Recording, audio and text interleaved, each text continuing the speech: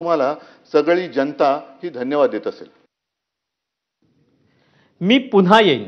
खरं तर या डायलॉगचं पेटंट देवेंद्र फडणवीसांचं, मात्र अंबादास दानवेंच्या निरोप समारंभात याच डायलॉगचा आधार घेऊन उद्धव ठाकरेंनी काय आवाहन केलं आणि मी पुन्हा येईन म्हणताना अंबादास दानवेंनी सभागृहाच्या भोया का उंचावल्या पाहूया।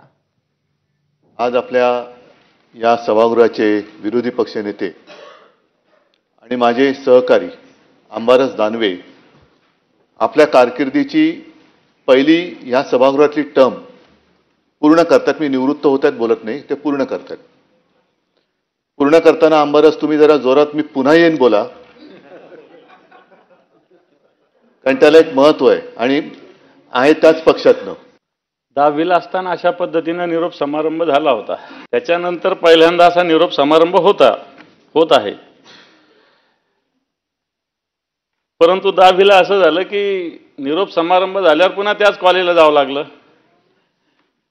आणि त्याच्यामुळं मला असं वाटतं याची चिंता करायची गरज नाही। जसे देवेंद्रजी म्हटले होते मी पुन्हा येईन, तर मी सुद्धा पुन्हा येईल, त्याची चिंता करण्याची गरज नाही आहे,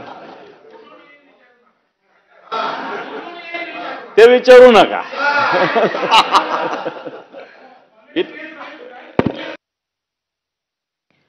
अंबादास दानवेंना निरोप देताना केलेल्या भाषणात देवेंद्र फडणवीसांनी अनेक गमतीशीर किस्से सांगितले। त्यातले निवडक काही किस्से ऐकूया।